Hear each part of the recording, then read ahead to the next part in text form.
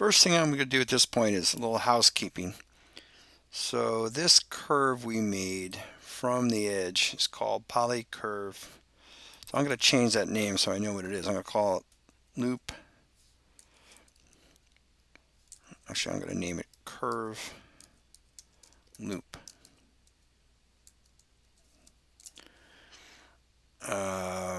This, you can barely see that little green thing light up there. That's the circle we made. So I'm going to change its name to circle loop.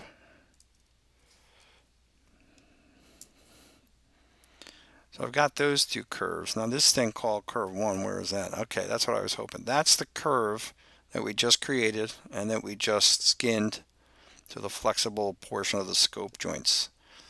So I'm going to call that curve loop. And eventually that's going to become IK, so I'm going to leave it like that for right now. I'll put an underscore IK so that I remember that's the one that's going to be the IK curve. And I'll show you why that's important. Okay, so I'm going to take this curve we made, my loop curve, and I'm going to move it into position. So first thing I have to do is center its pivot so I can find the move tool. And I'm going to move it into position so that it's snapped onto that curve. So I'm going to just, for a second, under show, I'm going to take off my polygons. So now I can only see the curves and the joints.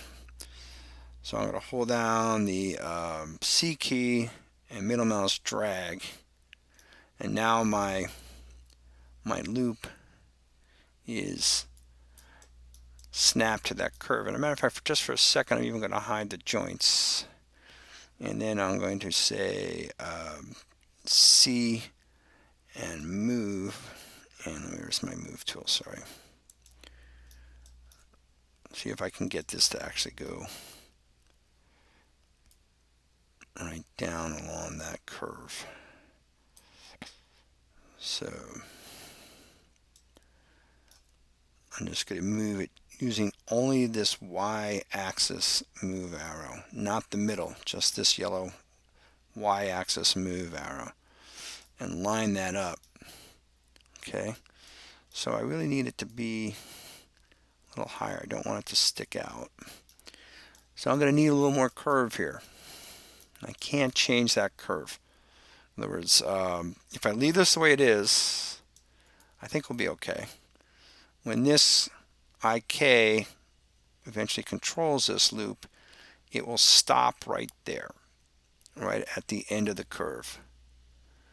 So that should allow it to, you should keep it from ever getting visible. If I show the polygons again real quick. My concern is, okay, I want to make sure that the loop can never come out past the cap. So by having the curve stop a little bit short, I'm guaranteed that the IK, when this curve becomes the IK, this loop won't be able to move past it. So now I'm going to move it back to where it should be. And it needs to be inside. So I just take these points.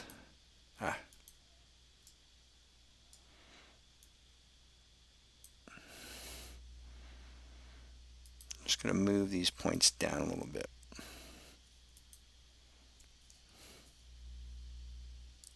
I'm just selecting with the shift key these CVs that are a little bit past the end of that curve and moving it down a little bit. So I probably could have done a little better job initially making sure that I had this lined up a little more closely to the size. And I'm not really sure, to be honest with you, that it's necessary to be this quite meticulous about it, but just to try to anticipate some problems, I'm going to move things around a little bit just to give me a little more room. And then I'll just space these out a little bit. Okay, so that's a little better. We're kind of where we want to be now. All right, now that I've got my loop here, I want to make sure that I get rid of all its history and get it in a position correctly with the. I want to make sure from the side view. See, I'm actually way over here. My curve for the loop is way back here. So I need to make sure I'm in the correct position on at least two views. So again, what I'm going to do is hide the polygons and the joints for a second.